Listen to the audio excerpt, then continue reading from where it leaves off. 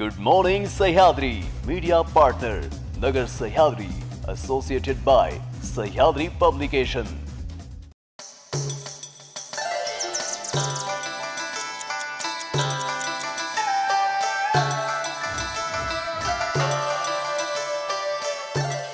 नमस्कार, मी साक्षी. न्यूज 24 सह्याद्रीमध्ये तुमचं स्वागत. पाहूया देश विदेशासह राज्यातील महत्त्वपूर्ण बातम्यांचा आढावा गुड मॉर्निंग सह्याद्रीमध्ये. पुण्यातून एक धक्कादायक घटना पुढे येत आहे. चक्क एका महाविद्यालयीन विद्यार्थिनीवर सलग 1 वर्ष अत्याचार करण्यात आला. पुणे पोलिसांनी चौघांना अटक केलाय.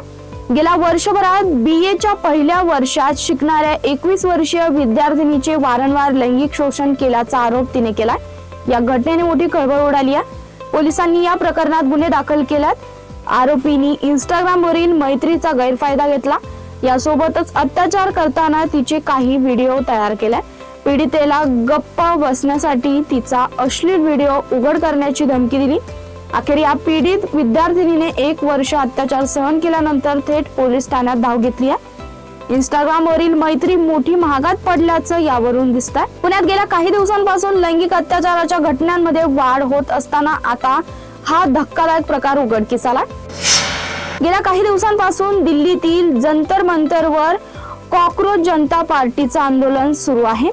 नीट परीक्षेत झालेल्या घोटाळ्या प्रकरणी हे आंदोलन करण्यात आलंय. अभिजित दिपके यांनी संसदेवर मोर्चा काढण्याची घोषणा केली होती. मात्र आंदोलक संसदेच्या परिसरात पोहोचताच त्यांच्यावर लाठीचार्ज करण्यात आला. यात अनेक आंदोलक जखमी झालेत. या लाठीचार्जच्या घटनेवर राष्ट्रवादी शरदचंद्र पवार पक्षाच्या खासदार सुप्रिया सुळे यांनी भाष्य केलंय. आज जंतर मंतर येथे जे घडलं ते अत्यंत धक्कादायक आणि मन हेलावून टाकणार आहे, असं सुप्रिया सुळे म्हणाल्यात. सध्या राजधानी दिल्लीत सुरू असलेल्या कॉकरोच जनता पार्टीच्या आंदोलनाची चर्चा आहे. दिल्लीमध्ये सुरू असलेल्या आंदोलनाला देशभरातून पाठिंबा मिळतोय. दिल्लीमध्ये हजारो तरुण तरुणी जमल्यात. नीट परीक्षेत झालेल्या घोटाळ्यामुळे केंद्रीय शिक्षण मंत्री धर्मेंद्र प्रधान यांनी राजीनामा द्यावा अशी आंदोलकांची मागणी आहे. महाराष्ट्रातही ठिकठिकाणी स्थानिक पातळीवर आंदोलने केली जात आहेत. हीच बाब लक्षात घेता राज्यभरातील पोलीस यंत्रणा अलर्ट आहे. दरम्यान पोलिसांचा बंदोबस्त असताना एका महिलेला संताप अनावर झाला. या महिलेने पोलिसांना चांगलं सुनावलंय. खासदार संजय राऊत यांनी या महिलेचा व्हिडिओ अपलोड केला असून महाराष्ट्र सरकारवर टीका केली आहे. शिर्डीच्या साई मंदिर परिसरात फळ विक्रेत्या महिलेने दुसऱ्या एका फळ विक्रेत्या महिलेवर चाकूने वार करत हत्या केल्याची घटना घडली आहे. रविवारी रात्री 9 वाजेच्या सुमारास साई मंदिराच्या प्रवेशद्वार क्रमांक 4 समोर भर गर्दीत महिलेवर धारदार शस्त्राने हल्ला करण्यात आला. या हल्ल्यात जखमी जयश्री साईनाथ क्षीरसागर वय 30 हिचा उपचारादरम्यान दुर्दैवी मृत्यू झाला. या प्रकरणी आरोपीसह तिच्या साथीदार महिलेला बेड्यात ठोकण्यात आल्यात. नीट पेपरफुटी प्रकरणात शिक्षण मंत्र्यांनी राजीनामा द्यावा या मागणीसाठी कॉकरोच जनता पार्टीने संसदेवर मोर्चा काढला होता. या मोर्चावर पोलिसांनी लाठीमार केल्यानंतर देशभरात विरोधी पक्षांनी सरकारवर टीका केली.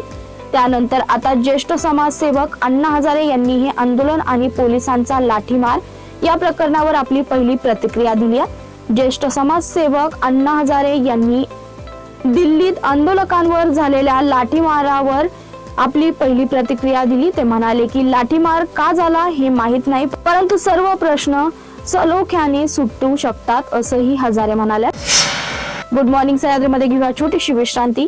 रोखोक पत्रकारिता, निर्भीड बाणा आणि कणखर भूमिका, महाराष्ट्राचा सखा, सत्याचा पाठीराखा, शब्दांचं सामर्थ्य, विश्वसनीयतेची उंची. न्यूज 24 सह्याद्री. विश्रांतीनंतर तुमचं पुन्हा एकदा स्वागत. पाहूया पुढील बातम्या. राज्यात 1 जुलै ते 8 जुलै दरम्यान जोरदार पाऊस झाला होता. मात्र त्यानंतर पावसाने उघडीप दिली. दरम्यान गेल्या काही दिवसांपासून राज्यात पुन्हा एकदा पावसाचा जोर वाढल्याचं पाहायला मिळत आहे. पावसाच्या पुनरागमनामुळे शेतकऱ्यांना मोठा दिलासा मिळाला.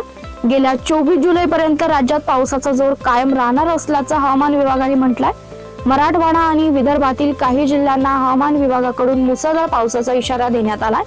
विदर्भात पुढील 4 ते 5 दिवस पावसाचा जोर वाढणार असून मराठवाड्यात जालना, छत्रपती संभाजीनगर, परभणी आणि हिंगोली जिल्ह्यामध्ये विजांच्या कडकडाटासह पावसाचा इशारा देण्यात आला. कल्याण डोंबिवली महापालिकेची परिवहन सेवेची ब्रीदवाक्य जरी सेवेशी तत्पर असे असली तरी आज ही सेवा पूर्णपणे ठप्प झाली आहे. कंत्राटदारांकडून कोणतीही पूर्वकल्पना न देता कंत्राटी चालक, वाहक आणि कर्मचाऱ्यांच्या पगारातून रक्कम कपात करण्यात आल्याचा आरोप करत कर्मचाऱ्यांनी बेमुदत कामबंद आंदोलन पुकारलंय. त्यामुळे केडीएमटी डेपोतून एकही बस रस्त्यावर उतरली नसून प्रवाशांचे मोठे हाल झालेत. दरम्यान मनसेचे कल्याण जिल्हाध्यक्ष उल्हास भोईर यांनी कंत्राटदाराला काळ्या यादीत टाकण्याची मागणी करत प्रशासनाला आक्रमक इशारा दिलाय.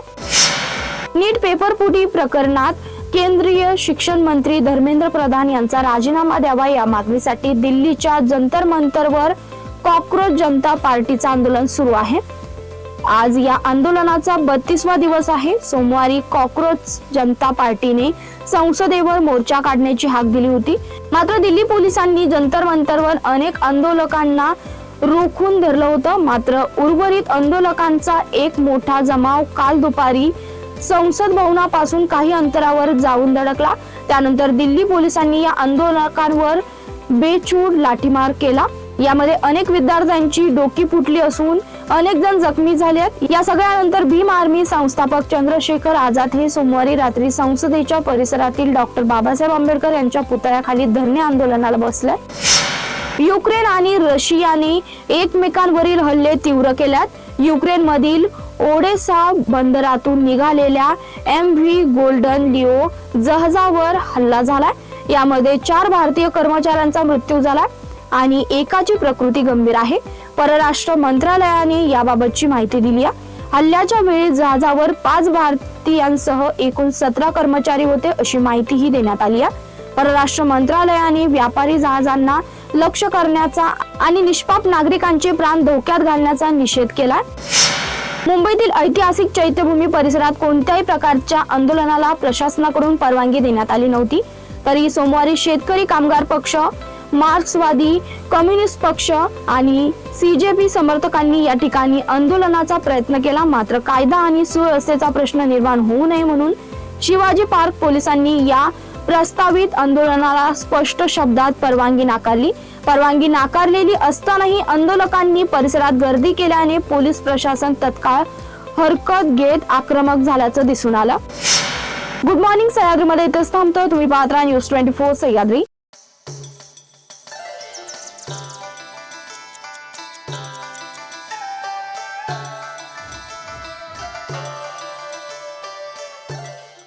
शब्दांचं सामर्थ्य, विश्वसनीयतेची उंची. न्यूज 24 सह्याद्री.